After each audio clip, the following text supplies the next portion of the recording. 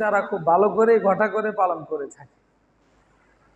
আর এই বাস্তবতাটা কতটুকু তারা এগোচ্ছে বিশ্বব্যাপী মানুষের কল্যাণের জন্য, অধিকারের জন্য, এটা আমাদের মুসলিমদের অবশ্যই জানা প্রয়োজন। আমি এই বিষয়টা জানার জন্য কোরআন সুন্নাহ থেকে সর্বোচ্চ চেষ্টা করব আপনাদের বোঝানোর জন্য। আল্লাহ তাবারক ওয়া তাআলা আমাদের সবাইকে খেয়াল করে মনোযোগের সাথে শোনার তৌফিক দান করুন। জোরে বলি আমিন। প্রথমে আমরা একটু খেয়াল করি যে একটা হলো আল্লাহর অধিকার আর একটা হলো মানুষের অধিকার।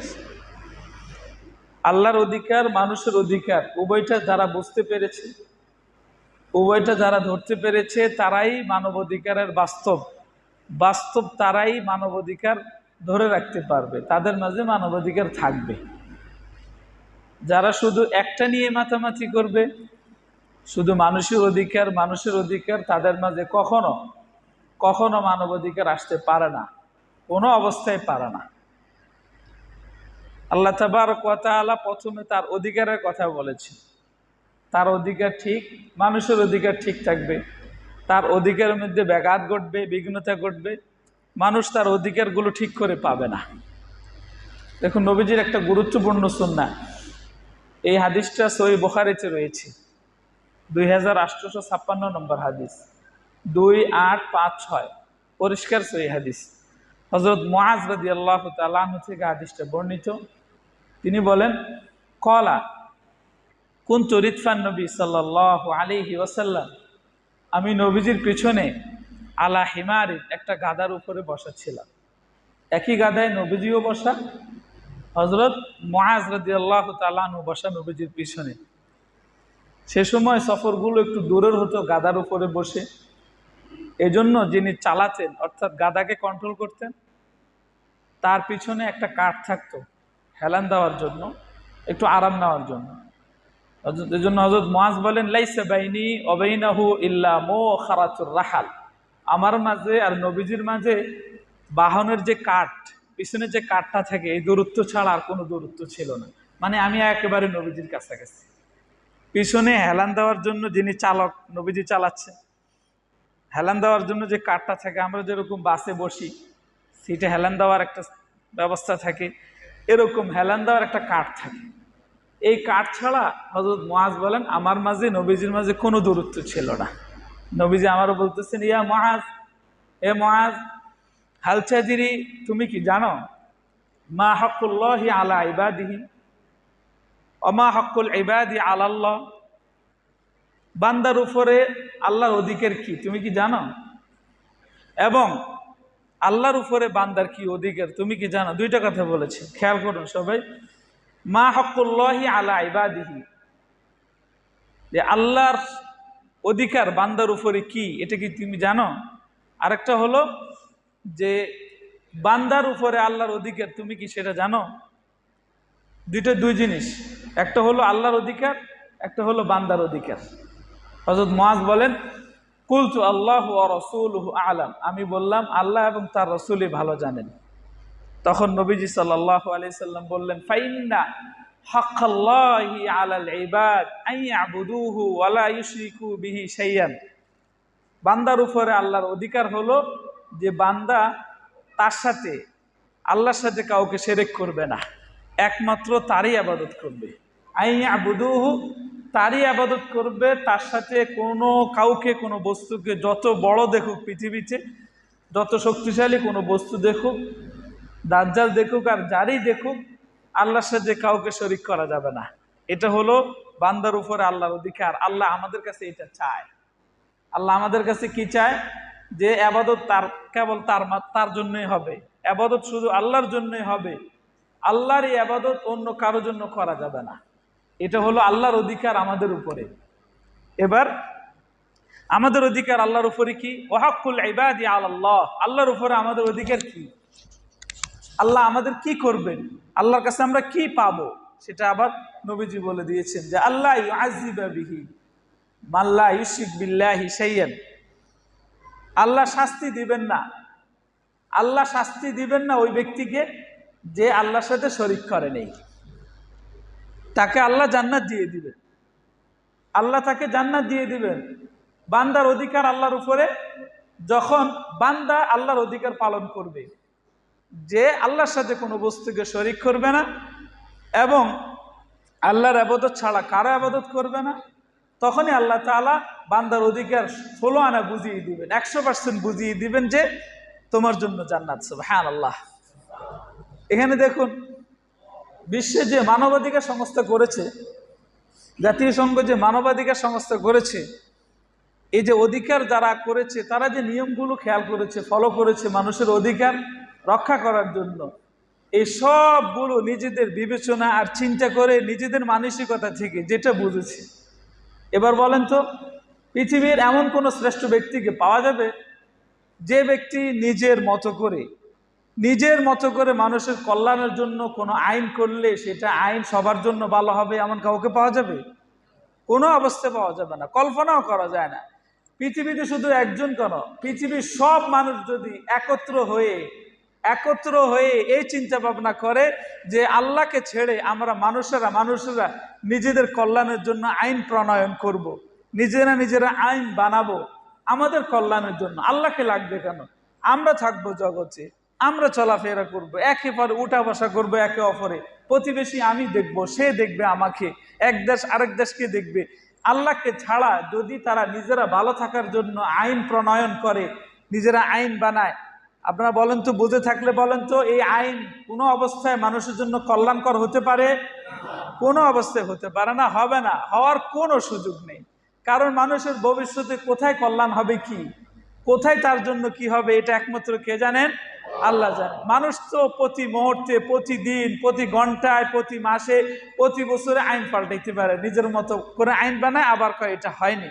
আমরা যেরকম ছোটকালে খেলাধুলা করেছি, খেলাধুলা শুরু হয়েছে, এখন যে একটু শক্তিশালী ও কতক্ষণ খেলাধুলা করে যখন দেখছে ও হেরে যাচ্ছে, এলোমেলো করে দিয়ে না আবার শুরু থেকে। খেয়াল করছেন আপনার এই জিনিসটা? মানুষের বিষয়টা এরকম হবে।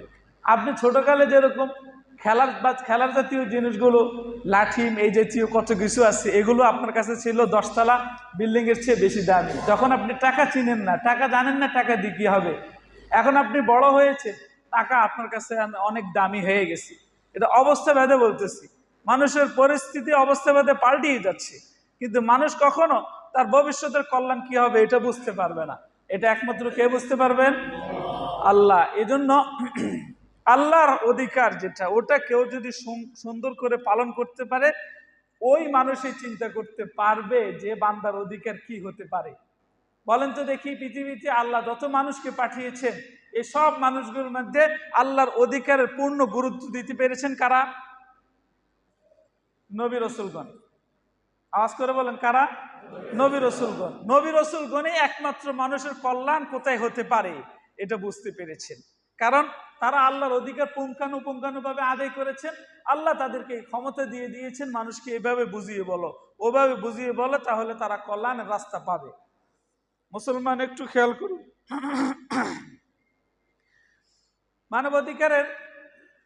মানবাধিকারের আসল উদ্দেশ্য হলো, যে দেশে মারামারি, হানাহানি হচ্ছে, খুনাখুনি হচ্ছে, এগুলো সমঝোতা করা তাদের মাকসাদ, তাদের উদ্দেশ্য। দেশে যেন হাঙ্গামা না হয়, ফাসাদ না হয়, খুনাখুনি না হয়। দেখুন, এই জিনিসটার ব্যাপারে কোরআনে কারীম আরো অনেক আগের থেকে, 1400 বছর আগের থেকে জাতিকে সজাগ করে দিয়েছেন। আল্লাহ যখন আদমকে পাঠিয়ে কোনটা মানুষের জন্য কল্যাণ সেটা পরিষ্কার করে দিয়েছেন। আর এই পরিষ্কারের মাঝে, আল্লাহর এই বিধানের মাঝে সর্বপ্রথম হস্তক্ষেপ যে করেছে সে হলো তার ছেলে কাবিল। পৃথিবীতে সর্বপ্রথম হত্যাযজ্ঞ যিনি চালিয়েছেন তার নাম কি? কাবিল।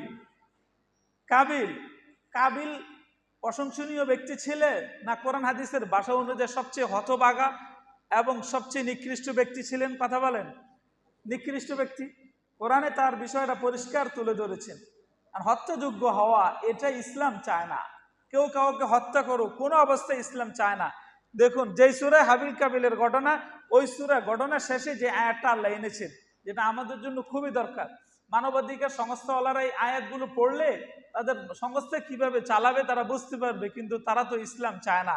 তারা তো বাস্তবে দেশে, পুরো বিশ্বে শান্তি চায় না। তাদের উদ্দেশ্য হলো যেখানে একটু অশান্তি সৃষ্টি হয়েছে ওখানে গিয়ে আর একটু অশান্তি কিভাবে সৃষ্টি করা যায়। আরো কিভাবে দলাদলি করা যায়, আরো কিভাবে মানুষের মাঝে ঝগড়া ফাসাদ বেশি করে লাগানো যায়, এ হলো তাদের মাকসাদ। কথা ঠিক কিনা?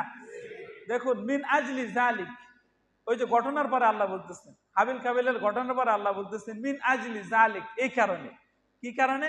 কাতাবনা আলা বানি ইসরাঈল আন্নাহু মান কাতালা নাফসান বিগাইরি নাফসিন, আমি ফরজ করে দিয়েছি, আমি বিধান ফরজ করে দিয়েছি, জরুরি করে দিয়েছি বানি ইসরাইলের উপরে, বনি ইসরাইলে যারা ছিলেন, আন্নাহু মান কাতালা নাফসান বিগাইরি নাফসিন, যে ব্যক্তি কোনো ব্যক্তিকে হত্যা করে কোনো প্রকারের বিচার ছাড়া, নির্বিচারে, আন্নাহু মান কাতালা নাফসান বিগাইরি নাফসিন আও ফাসাদিন ফিল আরদি, এখানে দুইটা কথা বলেছেন আল্লাহ, বিনা বিচারে হত্যা করে, নির্বিচারে হত্যা করে এবং সমাজে ফিতনা ফাসাদ ছড়ায়, সমাজে ফিতনা ছড়ায়। দুইটা বিষয় আবার খেয়াল করুন। মিন আজলি যালিক, এই কারণে আল্লাহ বনি ইসরাইলের উপর ফরজ করে দিয়েছেন। এখন আপনারা প্রশ্ন করতে পারেন, এটা তো বনি ইসরাইলের উপর আল্লাহ ফরজ করে দিয়েছেন, পরিষ্কার তাদের কথা বলেছেন, কাতাবনা আলা বানি ইসরাইল, বনি ইসরাইলের উপর ফরজ করে দিয়েছেন, আমাদেরকে তো বলেন নেই। এখানে আল্লাহ তাআলা এই বিষয়টা বলার মাকসাদ হলো, সে সময় পৃথিবীতে হত্যাযোগ্য যারা বেশি চালাতো বিচার ছাড়া, এরাই ছিল বনি ইসরাইল। অসংখ্য নবীকে তারা হত্যা করেছেন। নবীরা কোনো দোষী ছিলেন? কথা বলেন না কেন? নবীরা কোনো দোষী ছিলেন? অপরাধী ছিলেন? এটা কল্পনা করাই তো মুশকিল। তো নবীদেরকে কেন মেরেছে তারা? একদিনে 70 জন নবীকে মেরেছে। কয়জন? একদিনে 70 জন নবীকে মেরেছেন। একদিনে যদি 70 জন নবীকে মারে, এবার চিন্তা করুন কি পরিমাণ জঘন্য অপরাধী ছিল তারা। এই জন্য আল্লাহ তাআলা তাদের কথা এনেছেন, আমি নির্ধারণ করে দিয়েছি, ফরজ করে দিয়েছি বনি ইসরাইলকে, আন্নাহু মান কাতালা নাফসান বিগাইরি নাফসিন, নির্বিচারে কেউ যদি কাউকে হত্যা করে, আও ফাসাদিন ফিল আরদি, অথবা সমাজে ফিতনা ফাসাদ ছড়ায়, ফাকান্নামা কাতালান নাস জামিআ, মনে হয় যেন ও এক ব্যক্তিকে হত্যা করেনি, একজনকে হত্যা করা মানে পৃথিবীর সব মানুষকে সে হত্যা করবে। কি বলেছেন? কত কঠিন কথা বলেছেন। সমাজে একজনকে কেউ যদি বিচার ছাড়া হত্যা করে, কোরআনে আল্লাহ বলেছেন মনে হয় যেন সে একজনকে করেনি, পৃথিবীর সব মানুষকে হত্যা করেছে। ওমান আহিয়াহা, আর এই কর্মকাণ্ড যেন না হয়, এই কর্মকাণ্ড যেন না হয়, আরেক দল চেষ্টা করতেছে নির্বিচারে যেন হত্যা না হয়, কেউ কাউকে জুলুম করতে না পারে, কেউ কারো উপরে অনেক রকমের বিপদ আপদ চাপিয়ে দিতে না পারে, নির্বিচারে কারো বিচার করতে যেন না হয়, এবং কারো উপরে কেউ অত্যাচার যেন করতে না পারে, এই জাতীয় চিন্তা ভাবনা নিয়ে যারা সমাজে থাকে, কাউকে হত্যা করতে না দেয়, কি ব্যাপার তুমি তাকে হত্যা করতেছো, পরিকল্পনা করতেছো, এগুলোতে যারা বাধা দেয় এবং কাউকে বাঁচাইতে পারে, ওমান আহিয়াহা ফাকান্নামা আহিয়ান নাস জামিআ, মনে হয় যেন পৃথিবীর একজনকে সে বাঁচায়নি, পৃথিবীর সব মানুষকে সে রক্ষা করলো। সুবহানাল্লাহ। হত্যাযোগ্য হওয়া এটা ইসলাম পছন্দ করে? কথা বলেন না কেন? পছন্দ করে। এই মানবাধিকার সংস্থায় কিন্তু এই তকমাটা ইসলামের যারা অনুসারী এদের পিছনে লাগাই দিছে, ওই যে ট্যাগ লাগাই দিছে জঙ্গি। আপনারা ভালো করে জানেন, বিশ্বে প্রায় 30 বছর পর্যন্ত একটা দেশকে সবগুলো মিডিয়া জঙ্গি বলেছে। রাশিয়া যতকাল তাদের বিরুদ্ধে লড়াই করেছে, আফগানিস্তানের বিরুদ্ধে, তাদেরকে জঙ্গি ট্যাগ লাগিয়ে ব্যবহার করেছে। তারপরে আমেরিকা প্রায় 20 বছরের বেশি তাদের উপরে জুলুম করে, নির্যাতন করে মিডিয়া চাপিয়ে দিয়েছে এরা হলো জঙ্গি, এদেরকে পৃথিবী থেকে সরিয়ে দিতে হবে, এরা ত্রাস, এরা হলো পৃথিবীর জন্য সন্ত্রাস, পৃথিবীর যে কোনো জায়গায় এরা দুর্ঘটনা ঘটাইতে পারে, এরা মানুষের জন্য অনেক বড় হুমকি। এবার চিন্তা করেন তো, এই 50 বছর পরে এই লোকগুলো থেকে এখন আর কেউ জঙ্গি, এই মিডিয়াগুলো এখন আর জঙ্গি শব্দ ব্যবহার করে না, এখন ব্যবহার করে সহযোদ্ধা, এখন ব্যবহার করে মুক্তিযোদ্ধা, এবং বিভিন্ন রকমের শব্দ ব্যবহার করে তারা। এবার চিন্তা করেন, এই মানবাধিকার সংস্থায় কিন্তু আফগানিস্তানের উপর ট্যাগ লাগিয়েছিল জঙ্গি। এখন তাদের এই শব্দ পরিবর্তন হলো কেন শব্দ পরিবর্তন হলো? মুসলমান একটু চিন্তা করুন, যেই মুসলমানের আদর্শ শিক্ষা হলো, বাস্তব শিক্ষা হলো একজন মানুষকে হত্যা করা মানে পৃথিবীর সব মানুষকে হত্যা করা, যে মুসলমানের আদর্শ হলো একজনকে জীবন দান করা মানে পৃথিবীর সব মানুষকে জীবন দান করা, ওই মুসলমানদের গায়ে জঙ্গি ট্যাগ লাগানো মানে হলো পৃথিবীতে ইসলাম যেন না থাকতে পারে, কোরআন সুন্নাহ যেন না থাকতে পারে, এটাই তাদের বাস্তব মিশন। কথা ঠিক কিনা? কথা বলেন। এটাই তাদের বাস্তব মিশন, এটাই তারা চায়। ট্যাগ লাগাচ্ছে, ব্যবহার করতেছে মুসলমানদের ব্যাপারে, যে ওরাই হলো জঙ্গি। আপনি এই যে এখন যে প্রজন্ম রয়েছে, এই প্রজন্ম যদি এভাবে বেড়ে ওঠে, ওরা যেভাবে মিডিয়াগুলোতে প্রচার করতেছে, মুসলমান যেখানে আছে এখানে ঝগড়া ফিতনা ফাসাদ, মুসলমান যেখানে আছে ওখানে মারামারি। ওরা কিন্তু দেখুন এই আন্তর্জাতিক এই মানবাধিকার সংস্থা বিশ্বের 16টা দেশে অফিস গেড়ে বসেছে, মাত্র 16টা দেশে। ওদের সদস্য কিন্তু 200-র উপরে, জাতীয় সংঘের সদস্য 200-র উপরে, কিন্তু মাত্র 16টা দেশে ওরা অফিস করেছে। ওই দেশগুলো, অনেকগুলো দেশ আছে আপনার নামও দিব না, কখনো শোনেননি। ওই দেশগুলোতে কেন গেছে? মানবাধিকার লঙ্ঘন কি ওই দেশগুলোতে হচ্ছে শুধু? বিশ্বের আর কোনো দেশে হচ্ছে না? আমাদের পার্শ্ববর্তী দেশ ইন্ডিয়া কি মানবাধিকার লঙ্ঘন হচ্ছে না? কাশ্মীরে হাজার অসংখ্য মুসলমানকে হত্যা করা হচ্ছে, অসংখ্য লোককে, অসংখ্য। গুজরাটে হাজার হাজার মুসলিমকে হত্যা করা হচ্ছে, পিটিয়ে হত্যা করা হচ্ছে, গায়ে কেরোসিন ঢেলে আগুন দিয়ে হত্যা করা হচ্ছে। তখন এরা মানবাধিকার লঙ্ঘন হচ্ছে, এই জিনিসটা চোখে দেখে না? কথা বলেন না কেন? চোখে দেখে, এরা দেখে যে মুসলমান মারতেছে, এই জন্য কোনো সমস্যা নেই। মরতেছে তো যেগুলোর আমরা চাইতেছি না পৃথিবীতে থাকুক, ওরা জাগা, ওরা চলে যাক, এই জন্য কোনো সমস্যা হচ্ছে না। চীন উইঘুরের মুসলমানদের উপরে যে অত্যাচার হচ্ছে, এদের মিডিয়াগুলো তো প্রকাশ পায় না, ওখানে মিডিয়া তো যেতেও পারে না। ওখানে যে পরিমাণ মুসলমানদের উপর অত্যাচার হচ্ছে, জুলুম হচ্ছে, ওখানে কি তারা মানবাধিকার লঙ্ঘন দেখতেছে না? যেটা একবারে পরিষ্কার ফিলিস্তিনে যেটা একবারে পরিষ্কার সবার চোখের সামনে, যে ইসরায়েল মানবাধিকার লঙ্ঘন করতেছে কত হাজারো গুণে বেশি করে। যেখানে মানুষ কোনো যুদ্ধ করার জন্য উপযুক্ত লোক নয়, বাচ্চা বাচ্চা, ছোট ছোট বাচ্চা, এই ছোট ছোট বাচ্চারা খাবারের জন্য যখন লাইন ধরেছে, ওই লাইনের মধ্যে যে তাবুত থেকে খানা আনার জন্য যাচ্ছে, ওই তাবুতে এবং খানা আনতে গেছে যারা লাইন ধরেছে, এদের গায়ে গুলি করতেছে।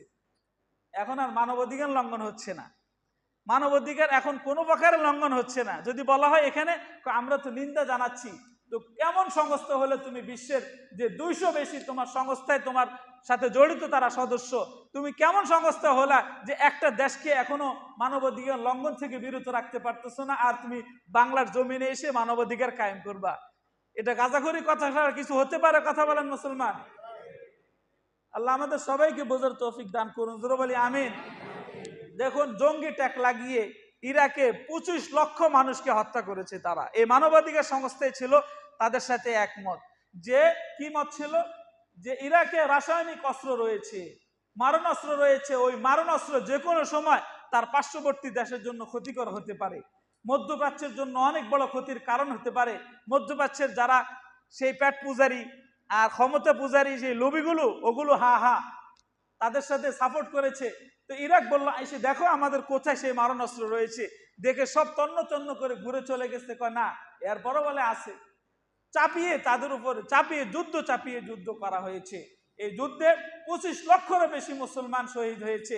কিন্তু এরপরে যখন খুঁজে পায়নি, সাদ্দামকেও হত্যা করা হলো, খুঁজে পায়নি, এখন বলতেছে সরি। ভাই কি বলতেছে? 25 লক্ষ মানুষকে হত্যা করে সরি বলতেছে, এটার বিচার হয়েছে? কথা বলেন না কেন? সরিতে শেষ। এই মুসলমানদের জানের, এই মুসলমানদের আত্মার, এদের জীবনের কোনো মূল্য নাই। আপনার এক সরিতে শেষ হয়ে গেছে এটা। ও মুসলমান, একটু চিন্তা করুন।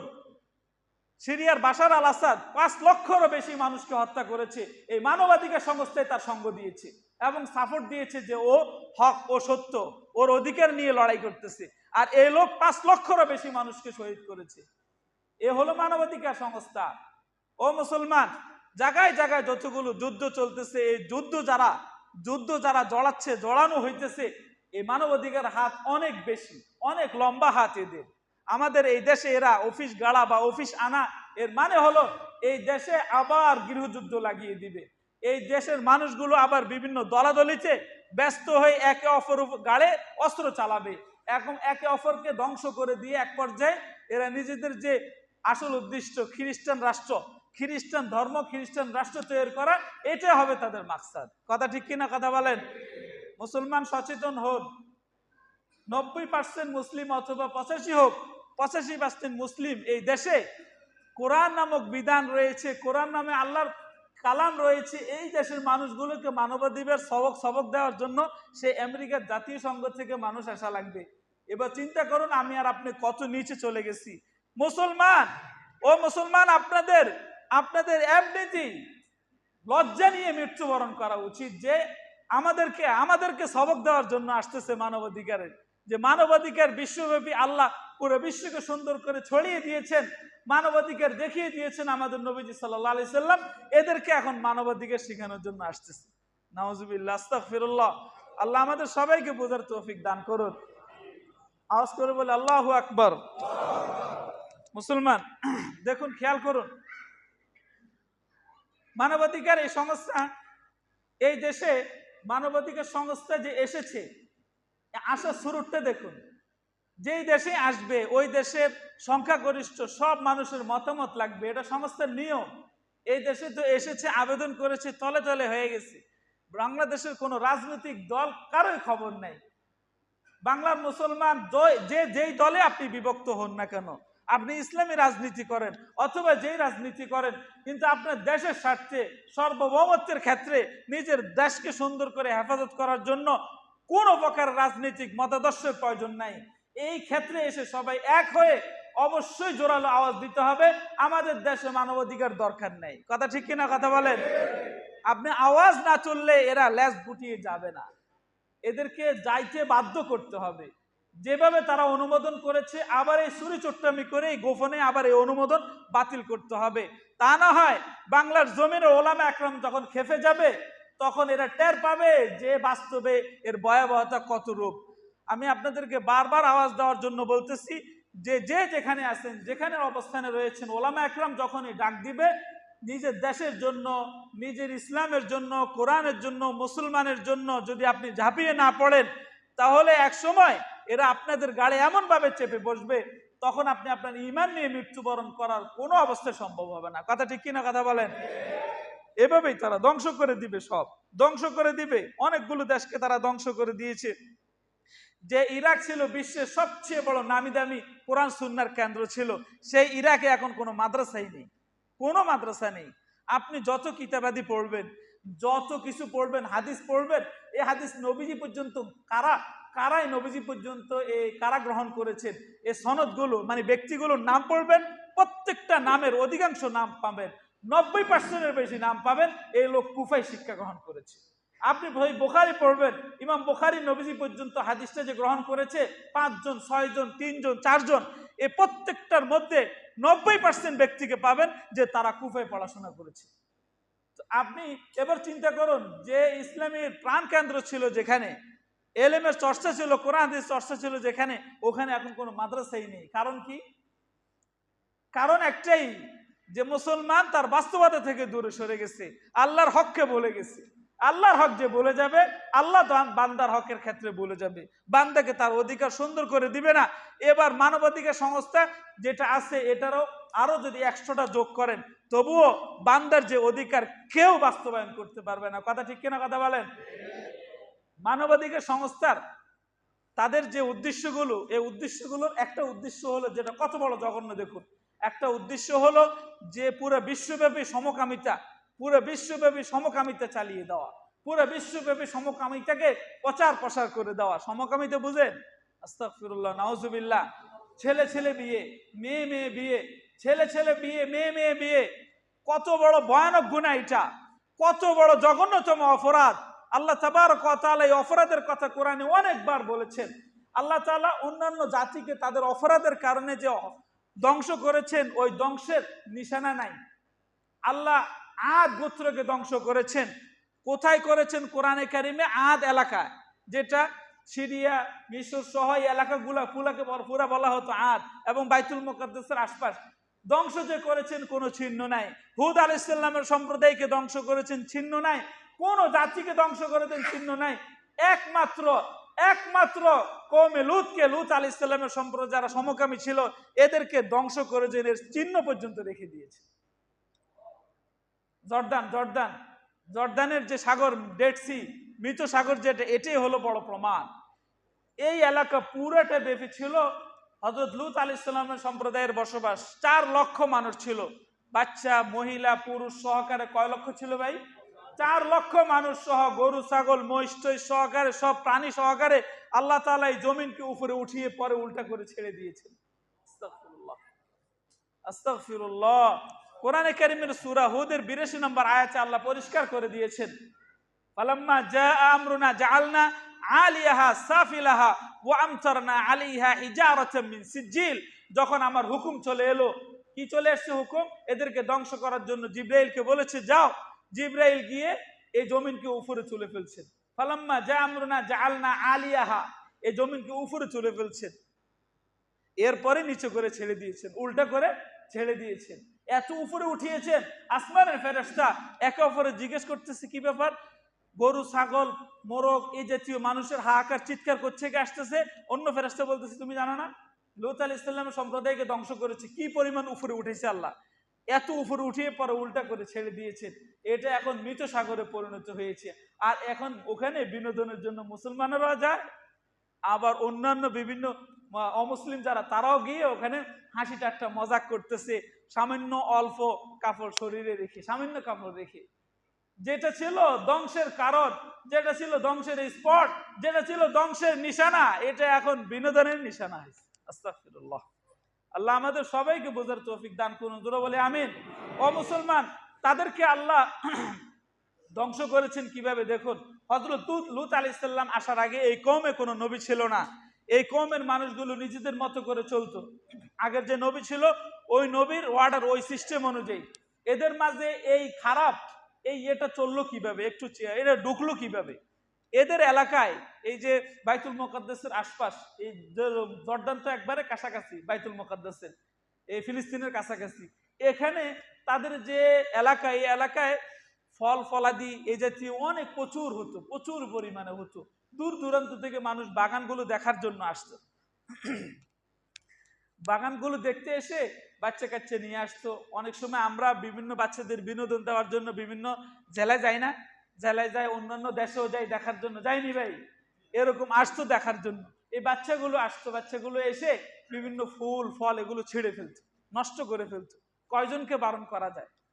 এভাবে নষ্ট হয়ে যেত অনেক বেশি। এই বেচারারা এই নষ্টর হাত থেকে কিভাবে বাঁচতে পারে অনেক প্রক্রিয়া গ্রহণ করেছে, কোনো লাভ হচ্ছে না। একদিন শয়তান দরবেশের বেশ ধরে, দরবেশের বেশ ধরে অনেক আকাম করা যায়। আমাদের দেশের উল্লেখযোগ্য কয়েকটা দরবেশ আছে। এক দরবেশ তো এই শেয়ার মার্কেটের কেলেঙ্কারিতে এমন বেশি 10 লাগাই দিছে, দরবেশ পরে বাঁচার জন্য দরবেশই দাঁড়ি এটা রাখছিল। কথা বলেন না কেন? দরবেশের বেশ ধরলে, শয়তানও জানে এই বেশ ধরলে অনেককে কাবু করা যায়। আমাদের দেশে এরকম বেশ ধরে ধরে অনেক দুষ্ট শয়তানি করেছে। আল্লাহ এদেরকে উপযুক্ত শাস্তি দিন, সবাই বলে আমিন। এই বেশ ধরেছে, দরবেশের বেশ ধরেছে শয়তান, আর তসবিহ হাতে, কি সুন্দর। এদের কাছে এসেছে, আপনাকে তো চিনি না, চিনবে না তোমরা আমাকে, আমি কি সবসময় থাকি তোমাদের এখানে? আমি তো এটা করি, আমার অনেক কিছু রয়েছে, আমার অনেক অনুসারী রয়েছে। এদিক দিয়ে যাইতে শুনলাম তোমরা অনেক পেরেশানিতে আসো, অনেক বিপদ আপদে আসো, তো আমি চাইলাম যে তোমাদের কোনো উপকার করা যায় কিনা দেখি। কি হয়েছে তোমার সমস্যাটা বলো তো? তখন সবাই তো এবার বিপদে পড়ছে, উদ্ধার হওয়ার কোনো রাস্তা পাচ্ছে না। বললো এই ফলগুলো টিকে না, বাচ্চাগুলো নষ্ট করে ফেলে, অনেক রকমের প্রক্রিয়া হাতে নিছি, কোনো প্রকারের সুযোগ হচ্ছে না। আরে এটাতে হবে না তোমাদের। কি হবে তাহলে রাস্তাটা একটু বলুন আপনি। তখন শয়তান কি রাস্তা দেখিয়েছে খেয়াল করুন। আমি বানিয়ে বলতেছি না মুসলমান। তাফসির ইবনে কাসির এই আয়াতগুলোর ব্যাখ্যা করতে গিয়ে তাফসির ইবনে কাসির 2 নম্বর খণ্ডের 287 নম্বর পৃষ্ঠায় রয়েছে পরিষ্কার ঘটনা। তখন শয়তান নিতম্ব দেখিয়ে দিয়েছে, এই যে এই রাস্তা গ্রহণ করো, এইভাবে যাও, এই রাস্তা গ্রহণ করো, তাহলে তোমরা দেখবা এই বাচ্চাগুলো আর আসবে না। একবার যারে ধরে এই কাজ করে দিছো ওই বাচ্চা আর আসবে না, বলো আসবে না। যখন ছড়াই যাবে ভয় আতঙ্ক, তখন আর এটা ছড়াবে না, তখন এরা আর আসবে না। আস্তে কি বলেন এগুলো? আরে আপনি তো ভালো মনে করেছি, এত বড় নিকৃষ্ট কাজটা আপনি আমাদের দিয়ে করাবেন? প্রথমে এরা জিনিসটা নিতে চায়নি। দরবেশ বলল যা, তোদের জন্য একটা রাস্তা এনেছি, তোরা বুঝলি না, তোরা ধ্বংস হবি, যা আমি গেলাম। শয়তান কিন্তু প্রথম চোটে, প্রথম শুরুতে কি সফল হয়েছে? কথা বলেন না কেন? সফল হয়েছে, কিন্তু ও ছাড়েনি, রাস্তা ছাড়েনি, আবার এসেছে। কি ব্যাপার, তোমাদের কি সমস্যার সমাধান হয়েছে? কয় না তো। আমি তো যেটা বলছি ওটা তো নিলা না কয় আবার শয়তান চলে গেছে। দেখো চিন্তা করে, তৃতীয়বার এসে বলল রাস্তা একটাই, রাস্তা একটাই, যদি বাঁচতে চাও, তোমাদের ফল বাঁচাইতে চাও, তোমাদের ফসল বাঁচাইতে চাও, রাস্তা একটাই। বাধ্য করে লোকটাকে, এই লোকগুলোকে বাধ্য করেছে শয়তান। বাধ্য করার পরে যখন এই রাস্তা গ্রহণ করলো তারা, আল্লাহ তাআলার যে কোনো নাফরমানিতে লিপ্ত হয়, আর এটা যদি সে না ছাড়ে, তাহলে এটা এমন এক রূপ ধারণ করবে, নেশার মতো হয়ে যাবে, এমন নেশায় পরিণত হবে, এটা ছাড়ার কোনো রাস্তা পাবে না, কোনো সুযোগ পাবে না। প্রথমে করেছে তারা এটাকে ঘৃণা করে, কিন্তু যখন শুরু করেছে এই কাজটা, সমকামিতার কাজটা, তখন এটা তাদের কাছে এত প্রিয় হয়েছে, এত প্রিয় হয়েছে, তারা বিবাহ করে না, মেয়েদেরকে বিবাহ করে না। মেয়েরা এই লাঞ্ছিত, অপমানিত হয়ে, অবিবাহিত হয়ে, বড় হয়ে মরে যেত, কিন্তু এদেরকে তারা বিয়ে করতো না, এদেরকে বিয়ে করতো না। ছেলে ছেলে নিয়ে তাদের এই কাজ ছিল। পুরা সমাজে এত বেশি ছড়ায় গেছে, না নেতার মাঝে এর গুরুত্ব ছিল, না যারা ছিল, পাতি নেতা ছিল, তাদের মাঝে গুরুত্ব ছিল, না সবচেয়ে নিম্ন শ্রেণীর লোক, তাদের মাঝে গুরুত্ব ছিল। উপর লেভেল থেকে সবাইকে ধরেছে, তো নিচের লেভেল কি বাদ পড়বে? কথা বলেন না কেন ভাই, বাদ পড়বে? কোনো অবস্থায় বাদ পড়েনি, সবাইকে রোগে ধরে ফেলেছে। এমনকি হযরত লূত আলাইহিস সালামের কাছে ফেরেশতা এসেছেন 9 জন ফেরেশতা এসেছে, কোনো বর্ণনা আরো বেশি রয়েছে, যুবকের বেশ ধরে। একবার ফেরেশতারা যে যুবকের বেশ ধরছে, সুদর্শন, কি সুন্দর চেহারা, এই খবর ওনার স্ত্রী, ঘরের স্ত্রী, এ ছিল কাফেরদের পক্ষে, গিয়ে বলল, আরে তোমরা কোথায়, অনেক সুদর্শন অনেক যুবক এসেছে, আসো না কেন? এই যুবকদের ব্যবহার করার জন্য এরা দৌড়িয়ে এসেছে। চিন্তা করেছেন? আস্তাগফিরুল্লাহ। হযরত লূত আলাইহিস সালাম অনেক ভয় পেয়েছেন, মেহমানদের মূল্যায়ন করতে পারবে না, বেজ্জতি হবেন উনি এদেরকে হাত পায়ে জোর করে বলেছেন, আমার মেয়েগুলোকে নাও, তোমরা বিয়ে করে নিয়ে যাও, এই মেহমানদের সম্মান রক্ষা করো। ফেরেশতারা বললেন, আপনি এত পেরেশান হয়েছেন কেন? আমাদেরকে চিনেন আপনি? আমরা কে? উনি তো এবার ভালো করে তাকিয়েছেন, কে আপনারা, কে আমরা একটু পরেই বুঝতে পারবেন। যখন গেট খুলে একটা ঝাপড়া দিয়েছেন এক হাত দিয়ে, এই যে 40-50 জন নেতারা যে আসছে, এক ঝাপটায় 40-50 জন, প্রত্যেকটা নেতার চোখ অন্ধ হয়ে গেছে, সব নেতার চোখ অন্ধ হয়ে গেছে। এগুলো হাহাকার চিৎকার করে যাচ্ছে সমাজে, আমরা তো অন্ধ, কিছু দেখি না, কোনো সুযোগ নেই। এরপরে মুহূর্তের ভিতরে বলেছেন, আপনি আপনার সন্তান নিয়ে, পরিবার নিয়ে পালান, চলে যান এখান থেকে, সময় বেশি নেই, মুহূর্তের ভিতরে আল্লাহর গজব চলে আসবে। তাদেরকে পার করে দিয়েই জিবরাইল আলাইহিস সালাম উপরে উঠে এবার নিচে করে ছেড়ে দিয়েছে। ও মুসলমান, যেই অপরাধের জন্য পৃথিবীবাসীকে আল্লাহ যে শিক্ষা দিলেন, ওই নিশানা এখনো রয়েছে পৃথিবীতে, ডেড সি নামে। ওখানে কোনো মাছও থাকে না। কি ভাই, কোনো মাছ বসবাস করে ওখানে? কোনো মাছও বসবাস করে না, কেউই বসবাস করে না ওখানে। মানুষ ওখানে নামলে ডুবে না। এই ঘৃণিত একটা, আল্লাহর গজব প্রাপ্ত একটা সাগর, এটা ডেড সি। আর সেটা নিশানার জন্য আল্লাহ রেখে দিয়েছেন এই কওমের জন্য। জাতিসংঘ তাদের যে মাকসাদ আর উদ্দেশ্য, পুরা পৃথিবীতে সমকামিতে কিভাবে প্রচার প্রসার করা যায়, এটা হলো তাদের একটা টার্গেট, একটা উদ্দেশ্য। এই উদ্দেশ্যের বাস্তবতা দেখুন, যাকে এই অফিসের জিম্মাদার বানিয়ে পাঠিয়েছে, যাকে এই অফিস খোলার জন্য দায়িত্ব দিয়েছে, এই লোক নিজেই সমকামী, এবং তার সমকামী যে বন্ধু, তাকে নিয়ে বাংলাদেশে চলে এসেছে। নাউজুবিল্লাহ, আস্তাগফিরুল্লাহ, তাকে নিয়ে চলে এসেছে। এবার দেখুন, ওরা পুরো বিশ্বব্যাপী মানবাধিকার সবক দিচ্ছে কিভাবে। ও মুসলমান, তোমরাও আমাদের মতো মানবাধিকার এইভাবে কায়েম করো, তাহলে দুনিয়াতে শান্তি পাবে। আস্তাগফিরুল্লাহ। আল্লাহ আমাদের সবাইকে বোঝার তৌফিক দান করুন, জোরে বলি আমিন। এই মানবাধিকার সংস্থা তারা খেয়াল করেছে, মুসলমানদের মাঝে যদি এই রোগটা ঢুকিয়ে দেওয়া যায়, এদের কিসের আর কোরআন সুন্নাহ কিছুতেই কাম আসবে না, সূরা ফাতিহা কাম আসবে না, কোনো সূরাই এদের কোনো উপকার করতে পারবে না, কোনো কিছুতেই কাজে আসবে না, কোনোটাই আল্লাহ পছন্দ করবে না। যদি এই রোগে ধরিয়ে দেওয়া যায়, এটাই একটা বড় হাতিয়ার। আর এটাকে বাস্তবায়ন করার জন্যই এই দেশে মানবাধিকার সংস্থা ওই লোককেই নিয়োগ দিয়েছে, যে লোক বাস্তবে এই রোগে আক্রান্ত, এবং যে লোক বাস্তবে এটাকে পছন্দ করে, তার সঙ্গী সহ এই দেশে চলে এসেছে। আমরা জোরালো ভাবে যে যেখান থেকে, ও ভাই আবারও বলতেছি, দলমত নির্বিশেষে, কোনো দলের প্রয়োজন নাই। নিজের দেশকে মহাব্বত করতে কোনো দলের প্রয়োজন আছে? কথা বলেন ভাই। নিজের দেশকে রক্ষা করতে, ইসলামকে রক্ষা করতে, মুসলমানকে রক্ষা করতে, কোরআন সুন্নাহকে রক্ষা করতে, কোনো দলের সাথে সংঘর্ষ না করে, কোনো দলকে সামনে না নিয়ে একজোট হয়ে সবাই যদি আমরা ভূমিকা নেই, তাহলে এই দেশ থেকে অবশ্যই তারা পালাইতে বাধ্য। কথা ঠিক কিনা? কথা বলেন। আমরা এই ব্যাপারে সরব হব তো ইনশাআল্লাহ? অবশ্যই সরব হইতে হবে। তা না হয় বিপদ আমাদের একবারে দুয়ারে দুয়ারে গনিয়ে আসতেছে, একেবারে গনিয়ে আসতেছে, আপনি কল্পনাও করতে পারবেন না। এই দেশে আপনি মনে করবেন এতগুলো মাদ্রাসা, এতগুলো মাদ্রাসা, এতগুলো মাদ্রাসা, আমাদের চেয়ে, বাংলাদেশের চেয়ে দিল্লি শহরে, নয়া দিল্লি আর পুরান দিল্লি, দোনো দিল্লি মিলিয়ে ওই দিল্লিতে, পুরো একটা দিল্লিতে 80,000 মাদ্রাসা ছিল। কত হাজার ভাই? 80,000 মাদ্রাসা ছিল। কই এই মাদ্রাসাগুলো কি দিল্লি রক্ষা করতে পেরেছে? ব্রিটিশদের থেকে রক্ষা করতে পেরেছে ভাই? পারেনি। মাদ্রাসা কোনো অবস্থায় রক্ষা করতে পারবে না। মাদ্রাসা ওখান থেকে ভালো ভালো ব্যক্তি তৈরি করে দিবে এবং এরা মাঠে ময়দানে গিয়ে কাজ করবে। আপনারা যদি তাদের সঙ্গ না দেন, ওলামা একরামের সঙ্গ না দেন, কোনটা হক কোনটা বাতিল এটা যদি বুঝতে না চান, তাহলে এই মাদ্রাসাগুলো কোনো কাজে আসবে না। সব একসাথে ধ্বংস হয়ে যাবে, একসাথে সব ধ্বংস হয়ে যাবে।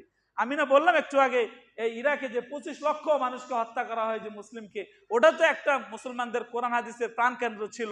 ওখানে তো কোনো এখন একটা মাদ্রাসাও নাই, একটা মাদ্রাসাও নাই। এর কারণ একটাই, যে আমরা মুসলমান আল্লাহর হককে ভুলে গেছি, আল্লাহর হক থেকে দূরে সরে গেছি। বান্দার হক কিভাবে আমরা বাস্তবায়ন করব? আল্লাহর হক যে ধরতে পারবে সে বাস্তবে বান্দার হক ধরতে পারবে। যে আল্লাহর হক থেকে দূরে থাকবে এ কোনো অবস্থায় বান্দার হক টিকিয়ে রাখতে পারবে না। কথা ঠিক কিনা? কথা বলেন।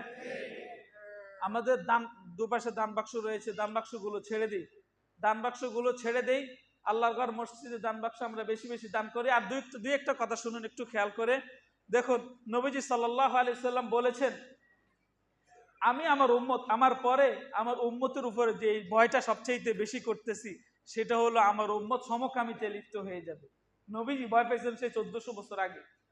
ইন্না আখাফা মা আখাফু আলা উম্মতি আমালু কওমে লূত। আমি তো আমার উম্মতের উপরে কওমে লূত, হযরত লূত আলাইহিস সালামের সম্প্রদায় যে রোগে আক্রান্ত ছিল ওই রোগে আক্রান্ত হয়ে যাওয়ার ভয় পাচ্ছি।